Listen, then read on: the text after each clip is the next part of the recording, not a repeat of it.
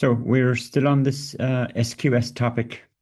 Now, unfortunately, when a topic spans over a number of lectures, we can kind of lose some of the detail from lecture to lecture. But if I could try and maybe pick it up from here, let's see if we just bring up this one.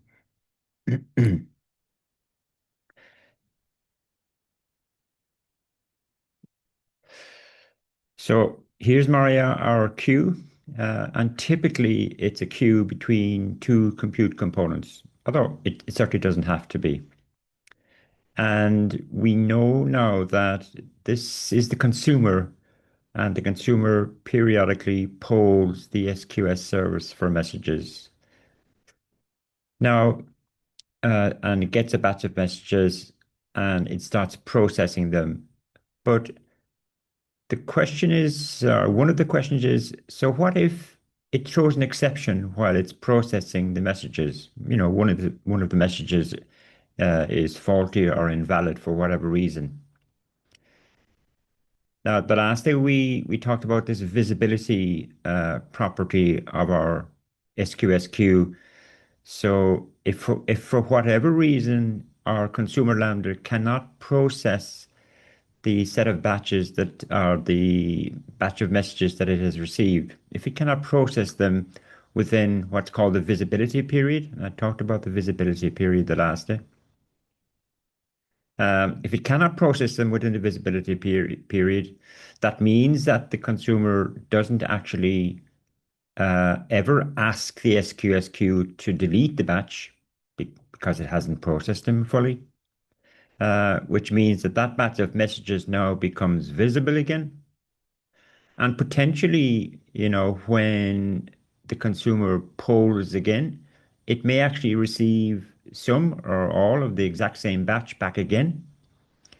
It's obviously going to throw an exception again if we assume that the exception is being caused by something that's invalid in the message, as opposed to, you know, the Lambda trying to communicate with another service and that service returns an exception, right? Um, and so, like, there potentially, like, it could be in an infinite loop here, getting the same batch of messages, failing to process them, throwing exception during the processing process. So how do we get out of this loop? You know, because there's also the other thing is that if this is throwing exception, who actually handles that exception? This Lambda over here certainly isn't going to be handling it um, because it's completely out of the picture. And if we can go back even further, the reason we got to hear this kind of architecture at all is because, if we go back to here, we don't like this tight coupling. But at least one of the good things about this tight coupling architecture is if this Lambda, which is kind of the one that we're talking about, if this throws an exception, that exception is going to be returned back to this Lambda. So it now knows about it. It may or may not be able to handle it, depending on whether it's programmatically uh, uh, instructed to do so.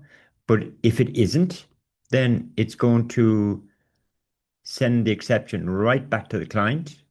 Now the client knows about it, and hopefully there is some programmatic way of dealing with it in the client. We've got a try-catch block in our client to deal with it. So at least when we have this tight coupling, if any of these lambdas throw an exception, then that will find its way all the way back to the client. But we no longer have that when this is our architecture. Now, this is a fairly standard kind of scenario when you've got messaging infrastructure.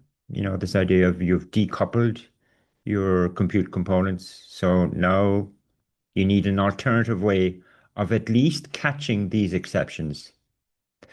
And that's where what's called a dead letter queue comes into play. So if we fast forward to roughly where we left off the last day, let's see. just to remind ourselves again about this. So this is actually going to be the same little demo application that we're going to use to demonstrate this dead letter Q ID. And you might remember the last day we had a Lambda over here on the left, which is essentially our producer. It was generating a batch of orders, I think we said it was, and it was writing the orders to a queue. And we have our consumer Lambda over here, which was processing those orders. Okay. So now we're going to look at the same architecture, but we're going to add in some essentially error handling into this scenario. So, okay, this is where we are. This idea of a dead letter queue. It's a fairly standard kind of concept in messaging, or DLQ for short. The general point is here, okay? If a consumer does not process a batch of messages within the visibility period, and again, at the risk of kind of repeating myself, there are two reasons why it might not be able to complete processing within the visibility period. One would be it actually found an error or something faulty in the message would cause it to throw an exception. The other one would be it doesn't have enough compute time to process the entire batch. In other words, it kind of times out. Either way, the batch of messages have not been processed and they will become, their visibility period will time out and they will become available again within the queue. So if that happens, we know that the messages, and kind of putting quotes here, the messages are returned to the queue, although we actually know in reality they're never actually removed from the queue. It's just their visibility uh, kind of property is either set to on or off. So when that happens, what we need to do is we need to define what's called the maximum receive threshold for this kind of error scenario. Over here, I'm kind of showing you what's happening now. We have our queue, we have our consumer, it's polling the queue, gets it messages, gets a batch of messages, cannot process them. Let's say it throws an exception, batch of messages in the queue are made visible again. Same batch of messages are going to be returned back to the consumer. It still can't process them fully, throws an exception, messages are visible again, and on it goes potentially, right?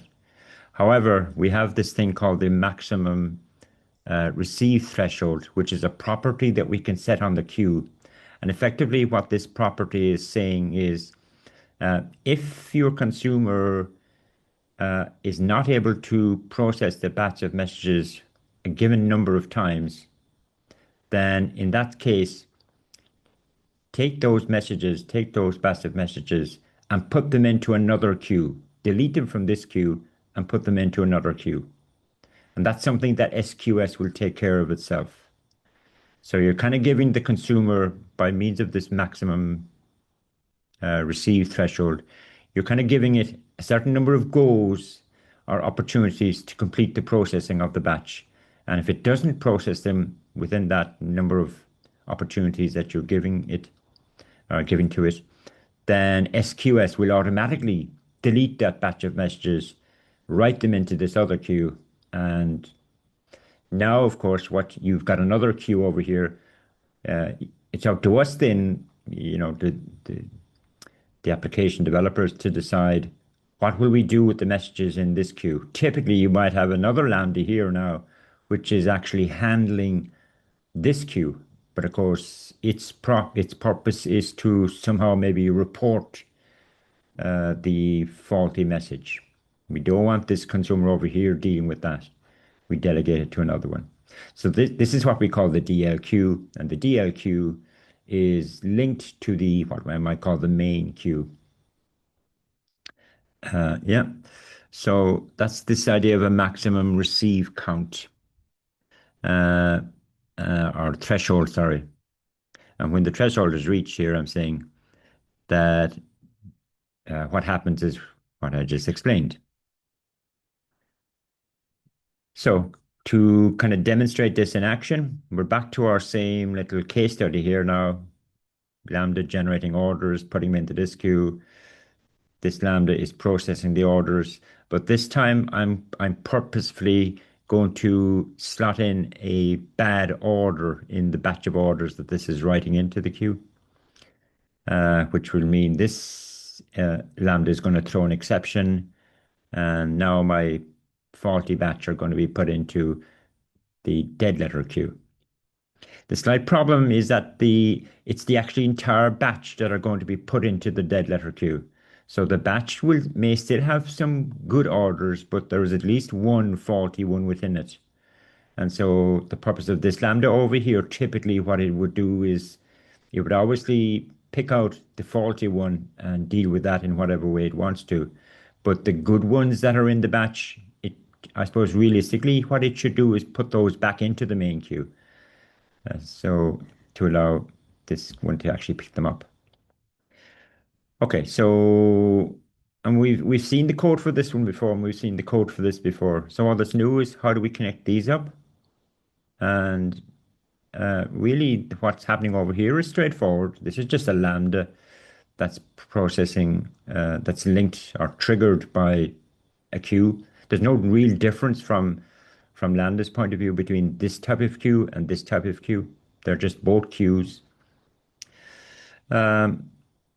So processing the DLQ or provisioning the DLQ, sorry. So this is an excerpt from our CDK code. So we have two queues now, and I've called one of them, one is order queue. Oh, sorry, up here, I've got the bad orders queue. That's my kind of DLQ. This is the main queue. And here's how we actually just kind of link them up. So there's a property within the queue construct called dead letter queue. And you essentially just point it at what you want to be the DLQ. All right. So it's just referring to that. This second property here, this is what I was calling the maximum receive threshold. Okay, it's called a maximum receive count in the case of the CDK. And I've set it to 1. 1 now means that the consumer that's going to be processing the orders, once it finds a batch with a faulty message, with a faulty order in the batch, that will cause it to throw an exception. And straight away, SQS is going to move that batch into the other queue because I've set the count to 1. That means we're only giving the consumer one chance to process a batch of orders. And down here is, well, I'm just kind of hooking things up. What am I doing here? Oh yeah, I'm just connecting my consumer. What am I doing? Process orders. Well, yeah, that's okay. I'm just connecting up my consumer to the main queue. And I'm also connecting up another Lambda. We're not seeing the Lambdas here, but that's okay. We're connecting up another Lambda to the bad orders queue. Okay, so we've got two Lambdas here, this one and this one, and we just need to link them up to the queue that's triggering them. We saw that the last day. Maybe if I just flip over to VS Code.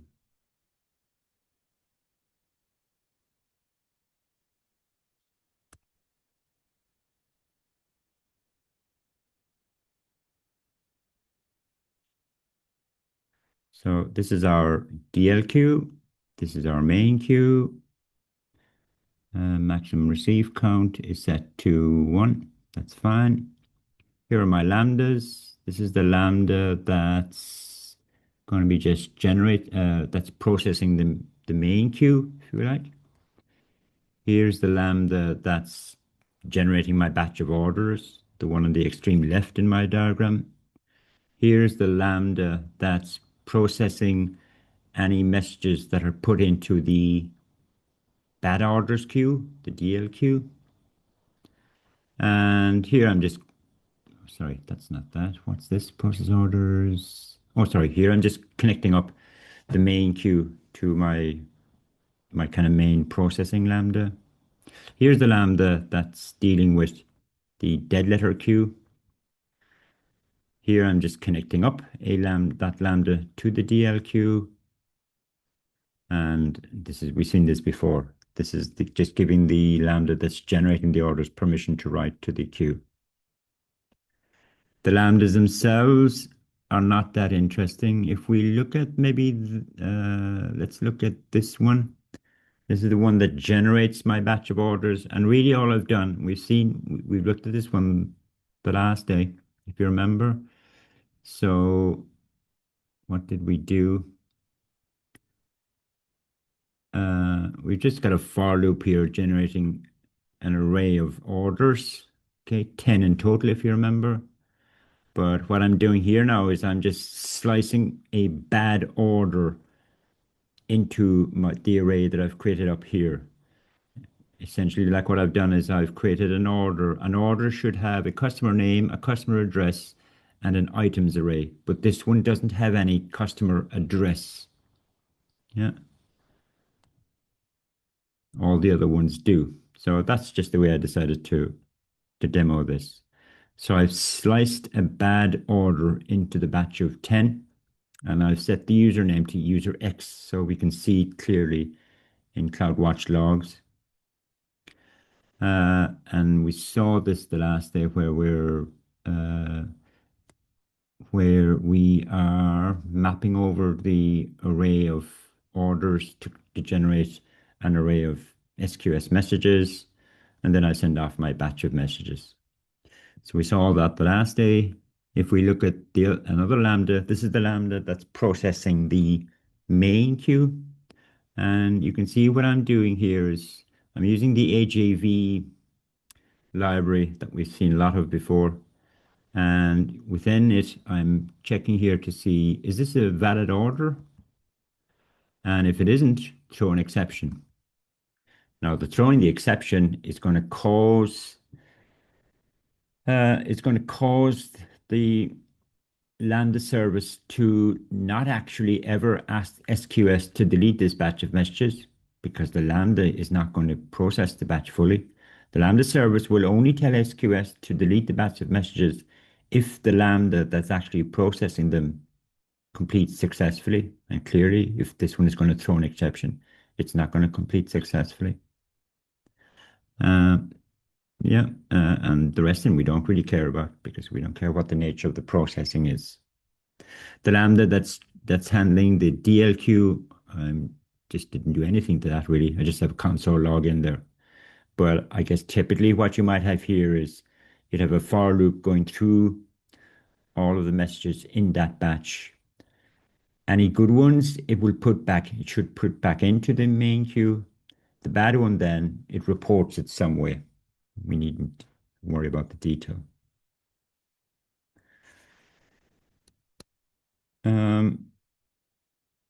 Now I've deployed this and let's see, before if I go on to, yeah, all I'm documenting here is just one possible scenario that could happen. Like we've no way of really predicting what's going to happen. By that I mean, um,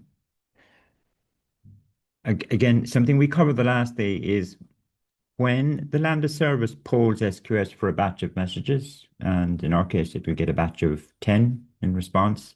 We saw the last day how the Lambda service kind of scales up the number of instances of the consumer that it needs to process that batch successfully. And we can control that scalability via this max concurrency property. Again, this is something we covered the last day. So if I go back to my project, and if I go into the stack file,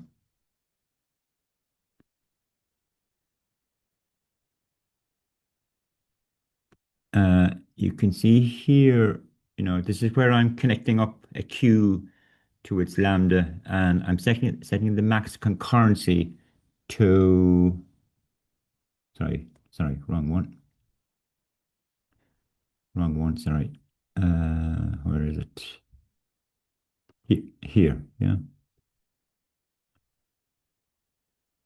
Do I set the max concurrency?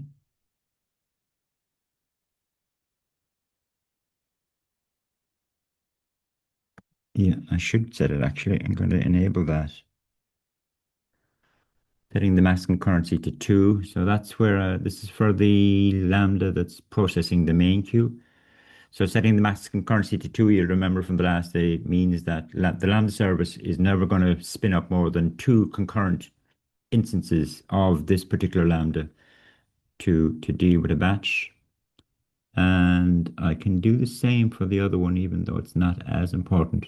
Yeah, I've set it to 2 as well. I think now I'm actually going to need to redeploy that. So I'll just do that while I'm talking.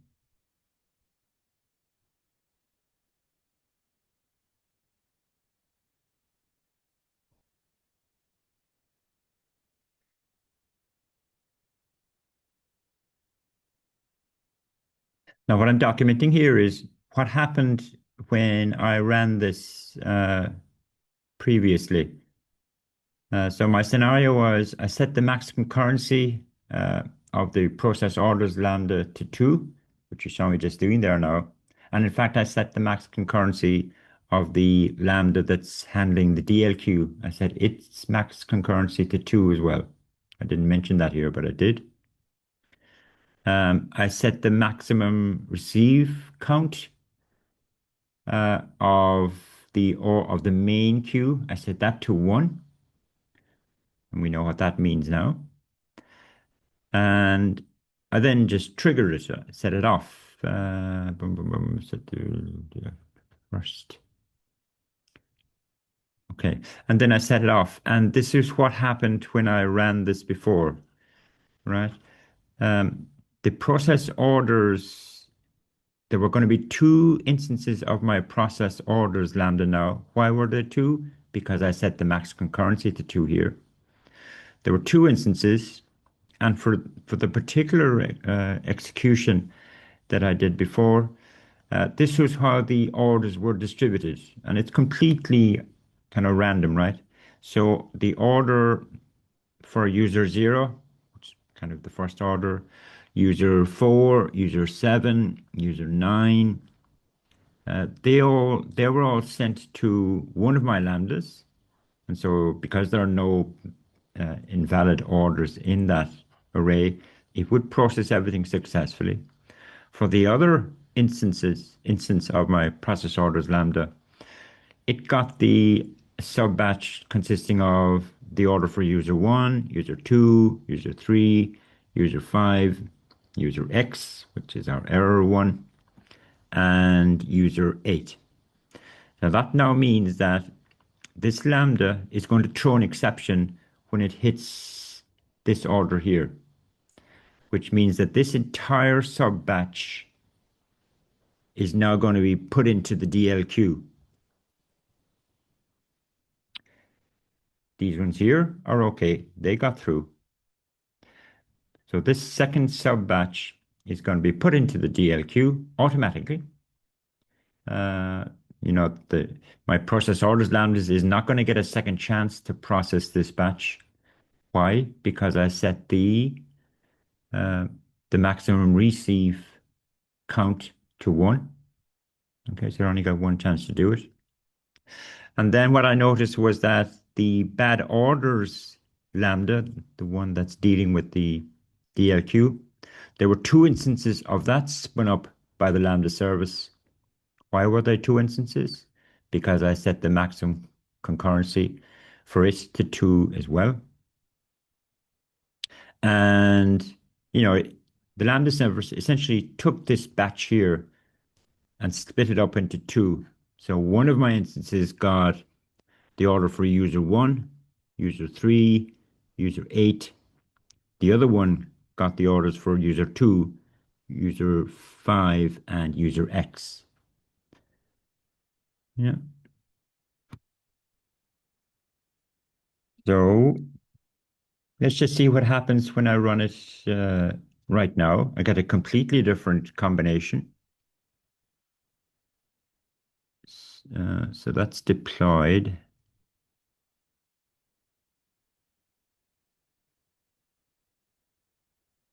And if I just jump over to CloudWatch logs, make sure everything is cleaned out there.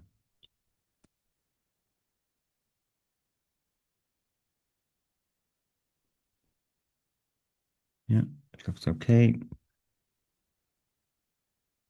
Now what I'm going to do now is come back to my diagram. I'm going to trigger this Lambda here. It's going to generate a batch of 10 orders. It's going to put one bad order into that batch, send them to the queue. The Lambda service is going to periodically poll this queue. It'll get the batch of 10. It's going to spin up two instances of this Lambda here, 1, 2. It'll split the batch of 10. Some of them it'll send to this one, some of them it'll send to the other one. As I said the last day, we've no real way of determining how it's going to split the batch. It won't necessarily even be 5 and 5. But one of the batches, sub batches, I suppose, of our main 10, one of the sub batches is going to contain the bad order, and whichever of the lambdas gets that one within its sub batch, it's going to throw the exception. That's going to cause SQS to take that sub batch and write them into this queue here. And then we'll see this Lambda processing that entire sub batch. And one of them will be the user X order. That's what should happen and will happen. So let's trigger the Lambda on the left. If I just recall it from earlier.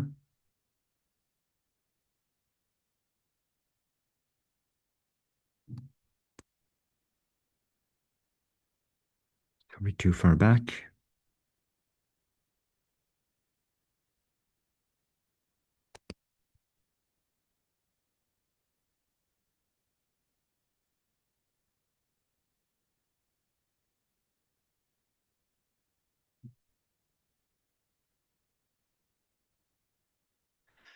Uh, yeah, I think that's the actual command.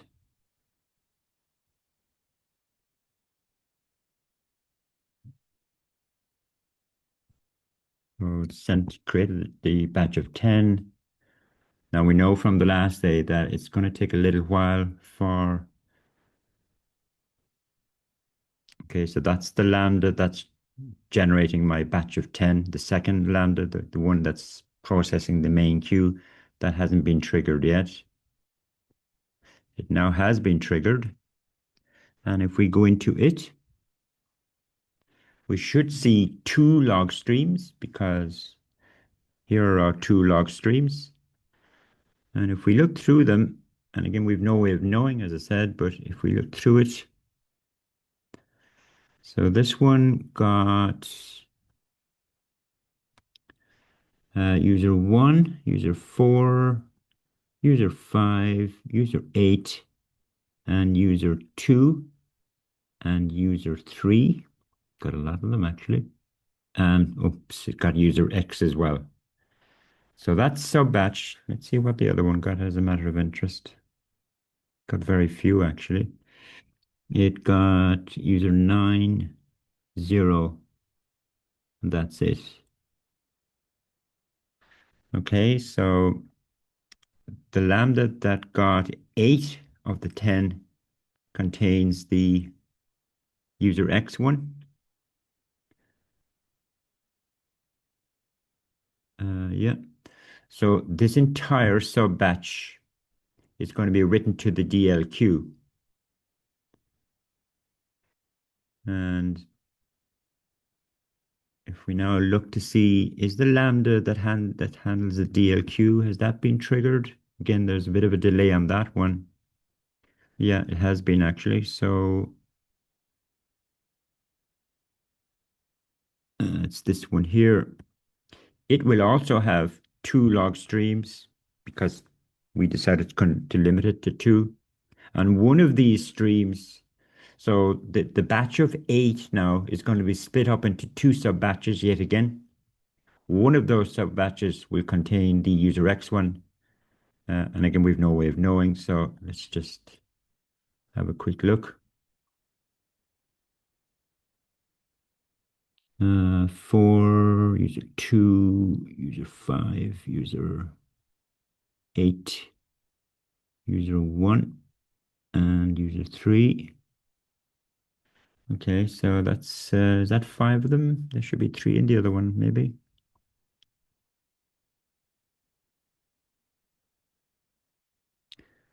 User 2, user X, maybe it was must have been 6 and 2. So this is is our user X one again.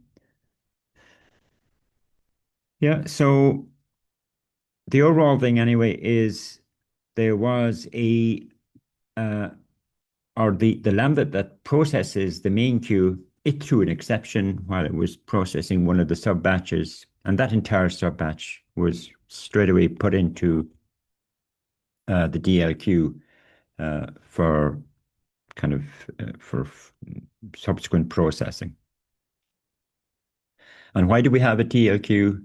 Because when the Lambda that's processing the main queue, whenever that throws an exception, we need some way of catching it and dealing with it. Yeah.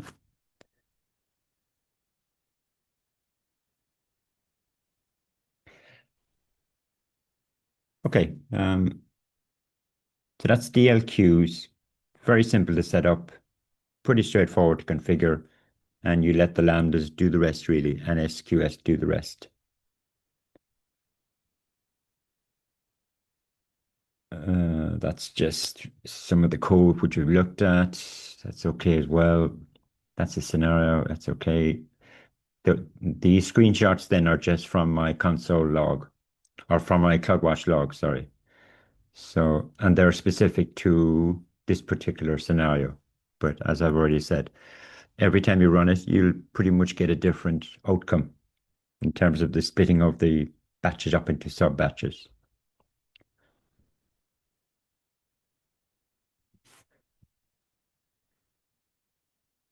Now, okay, so, we kind of have the basics of SQS. What is it? It's a messaging service. It's all about decoupling your compute components. Um, why do we introduce messaging at all? Decrease latency, improve scalability. We talked about scalability the last day, um, and some other advantages as well, which I've already talked about. The main kind of actors, as I call it anyway, in this whole scenario are producers and consumers. The consumer, you got to remember the consumer polls, uh, SQS. Like if I go way, way back to when we started talking about Lambda, and I said there were 3 integration models. By integration models, we meant uh, the triggering of our Lambda. There was a source for the trigger, and then there was the actual triggering of the Lambda. Now, the integration between the source and the Lambda, there were 3 integration models: synchronous, asynchronous, and pole-based.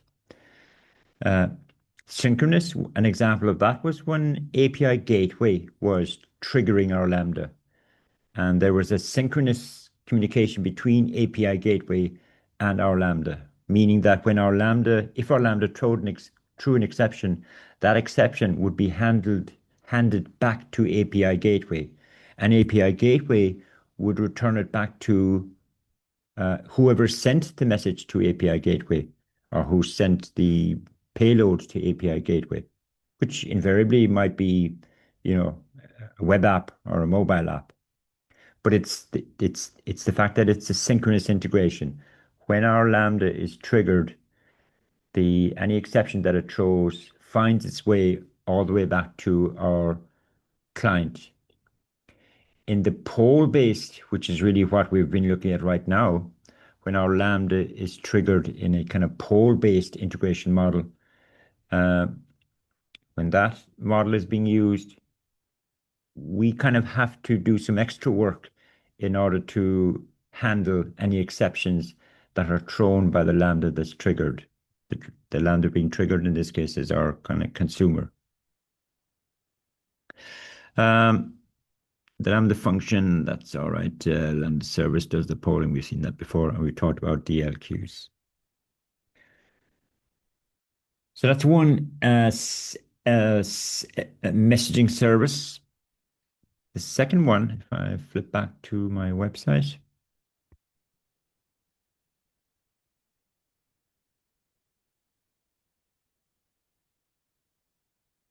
I want to move on to this set of slides now where we talk about a second messaging service called SNS.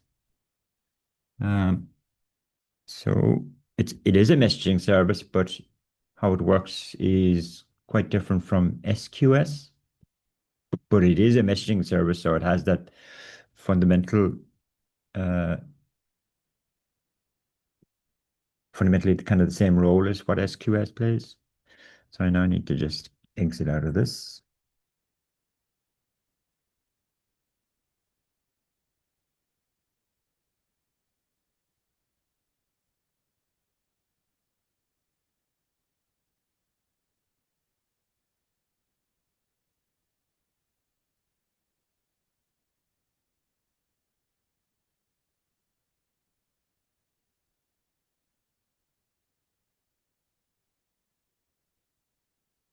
So this is kind of our big picture of our serverless event-driven or message-driven architecture. And right now we're kind of looking at kind of communications between our compute components. We've just been looking at SQS.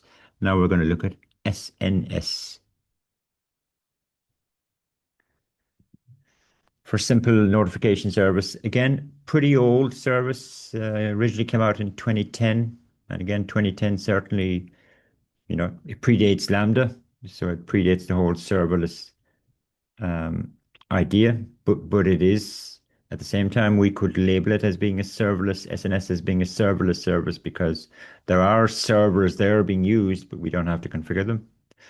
But in this case, it's what's classified as a publisher subscriber messaging service or PubSub for short, if you may have heard of PubSub.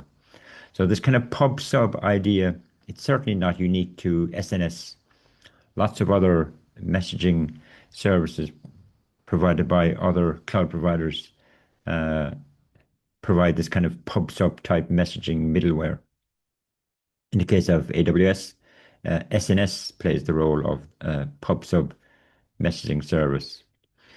So what's the difference? So it might be the first question. What's the difference between SNS, i.e. PubSub, and SQS? And one way of distinguishing them is SQS is often kind of referred to as a point-to-point messaging service, where you've got a Lambda that is indirectly communicating with another Lambda.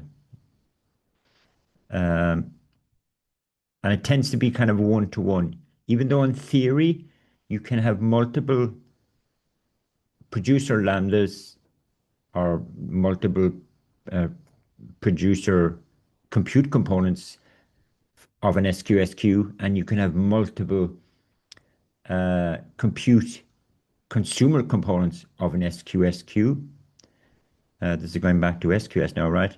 But I mentioned this to you before. If you have multiple compute consumer components of an SQSQ, then SQS will only deliver a message to one of those consumers. And assuming it processes the message successfully, none of the other consumers will see that message. That's why we kind of refer to it as point-to-point or one-to-one. Whereas with SNS, every single consumer sees every message. All right. Although we don't call them consumers in the case of SNS, we call them subscribers. But subscribers and consumers kind of one and the same thing. Publishers are the same as producers in the SQS world. So I suppose, yeah, so SNS, when we say something is pub sub, what that implies is that every subscriber or consumer sees every message that has been put into the messaging middleware. If you don't want that, then you go back to SQS. So it's up to you, the particular use case scenario, as to whether you need to use SNS or SQS. Uh, the publisher sends a message to an SNS topic. In SQS, we talked about queues. In SNS, we talk about topics, but they're kind of the same thing. So publishers send messages to an SNS topic. And here I'm kind of repeating their point. Many subscribers can be listening to a particular topic, but each topic subscriber gets all the messages. That's the way it's meant to work. And I guess the idea is that you can have multiple subscribers that are processing the same message in parallel. That's basically the idea. Subscribers, and a subscriber can be anything. It certainly can be a Lambda, but a subscriber could actually be an SQS and we will see that a lot actually. It could be an API gateway. It could be another service called SES. So the idea would be that you've got a publisher that's writing messages into an SNS topic and you want to trigger the sending of an email. And presumably the body of the email contains the body of the message, right? So we could hook it up to the SES service. We could even hook it up to an SMS messaging service if we want to do some kind of mobile notification, mobile app notification. So all of these things are valid candidates for subscribers. On the other side, on the publishing side, whenever we talk about integration here, we're talking about, at the writing side of your messaging service.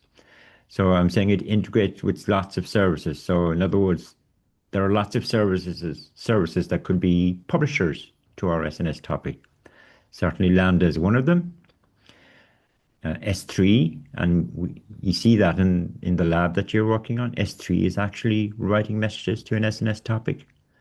CloudWatch alarms could be the publisher. Every time a CloudWatch alarm is triggered, we want to send a message into an SNS topic. That can be set up. We won't do it though. And lots of other services as well are valid candidates for publishers. Some other kind of general characteristics, you've got encryption, you've got in-flight encryption and in-flight and at-rest encryption. In other words, like when a publisher is writing a message to an SNS topic, that communication is happening over a network. By default, that message is encrypted. So that's what we mean by in-flight. The message may be temporarily stored in an SNS topic. So it's kind of persisted temporarily, or it's at rest, and it's also encrypted when it's in its at rest state. So you kind of get that for free, although you can control the encryption keys and all that kind of stuff, but we won't do that. Message filtering is something that we'll look at a little bit further down the line.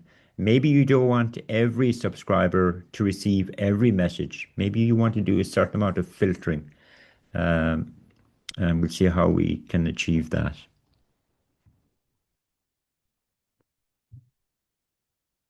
Some more characteristics. Obviously, the publisher needs the necessary IAM permissions to write to an SNS topic. Or if you want to make an SNS topic available to other AWS accounts, then you can do that as well.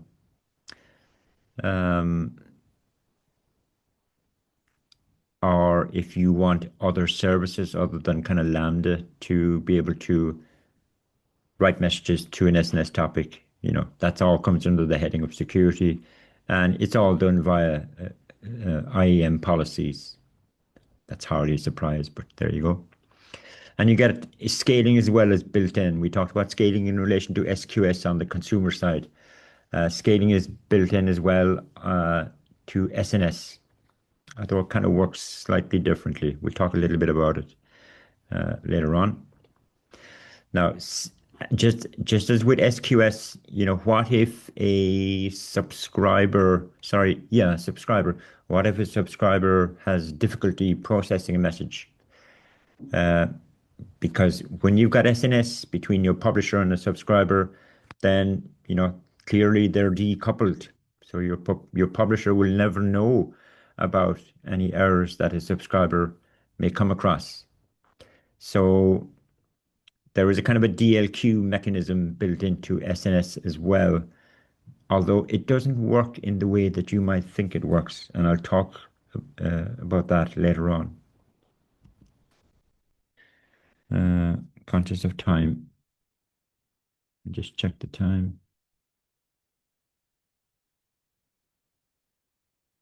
Just got another few minutes.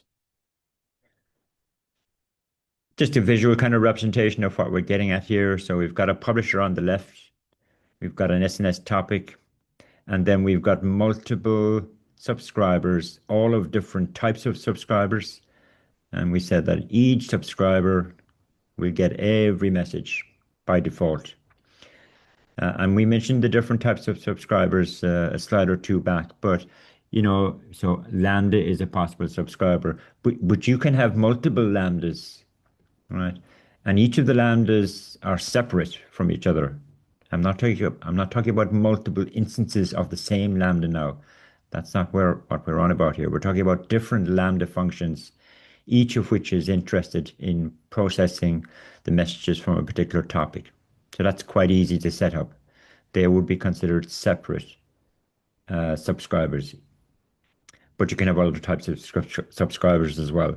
And you can have a mixture of all of these different types of subscribers for the same topic. It's just a question of configuring all of this stuff. And the configuration is pretty straightforward, certainly when you're using the CDK framework. 101 demonstration. Let's suppose this is our simplest kind of scenario. Let's say we use the CLI as our publisher. We've got an SNS topic, and we've got a single Lambda as a subscriber. So how do we set up that architecture? Although really it's only this part of the architecture. How do we set that up in our CDK world? Here's how we create a topic. Here's is our Lambda, which I've just collapsed because we're not really interested in the detail. Again, the subscriber Lambda, even though it's receiving messages from the SNS topic, it doesn't have to have a reference to that topic in its environment variables. So it has that in common sort of with the whole SQS stuff that we looked at before. And this is how we connect up our subscriber Lambda to our topic. So there's an add subscriber method. Yeah. And you can see here, like I'm telling it what type of subscriber it is. It's a Lambda subscriber as opposed to, let's say, an SQS subscriber or an SES subscriber. So, these are just, this is an L2 construct, right? Yeah. This is just another convenient L2 construct for us. And here we're specifying the actual Lambda that is our subscriber, which is this guy here. And I'm just outputting the topics ARN. I'm outputting the topics ARN because that's what I'm going to use from the CLI to put a message into it. So if we wanted to Lambda subscriber. So if we wanted to send, I don't have an example now, but typically you're going to be sending a JSON structure as your message. So if I want to send a JSON structure from the CLI. This is how you do it. Okay, AWS SNS publish the topics ARN, the file that contains your JSON message, and that's it. Hit return. And what I'm showing you here then is a console log from the event object of our subscriber. And it's very similar to the console log of the event object for our SQS messaging.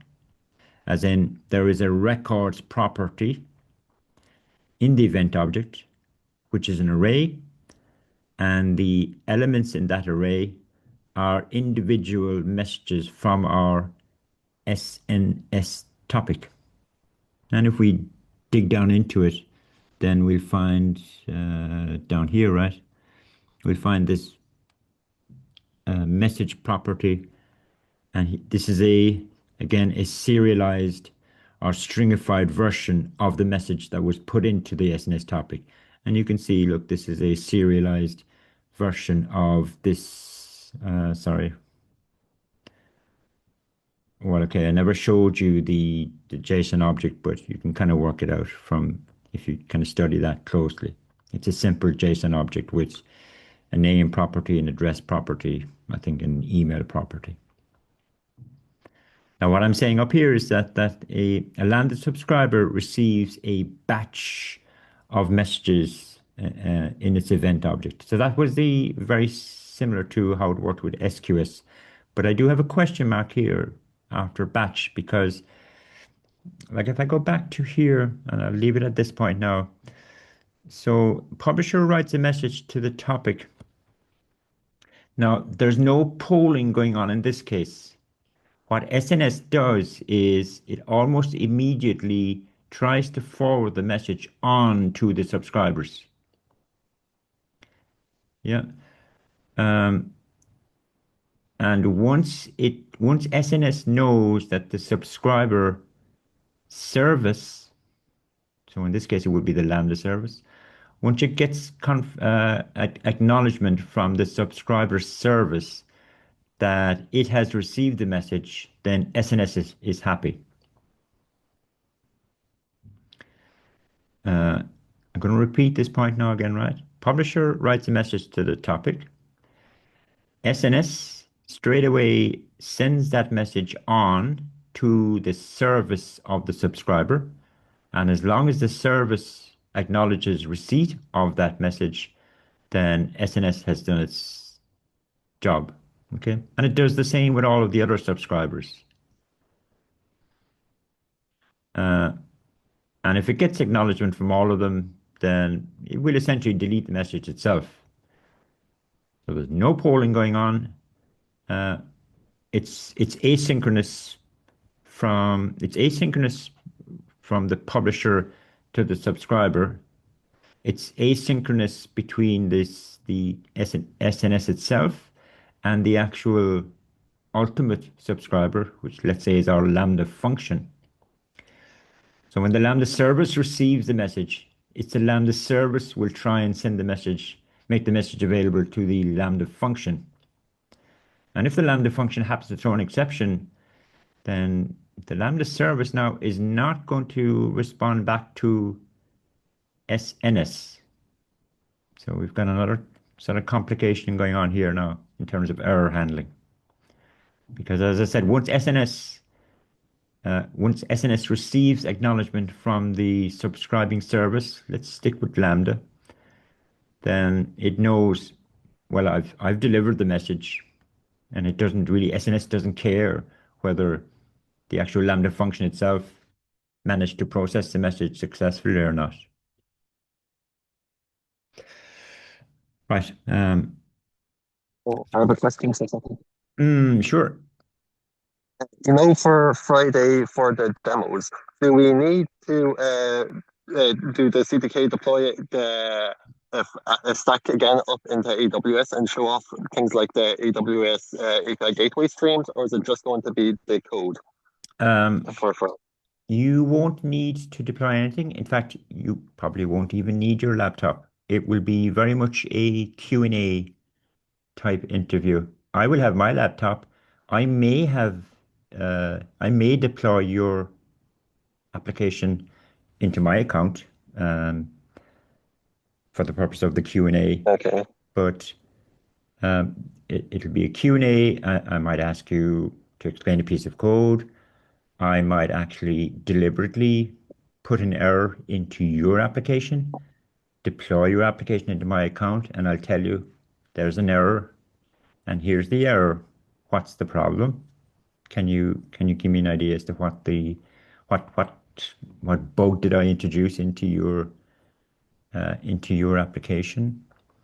Um, or I may ask you something a bit more general about the project. So it's quite open-ended, but I want to get a good sense that the student Okay.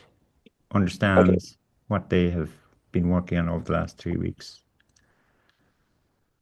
that okay? Okay. Thanks. That helped. Great. Yeah, thank you. Okay, that's it. We'll wrap it up. So if unless there's any other questions. No, doesn't look like it.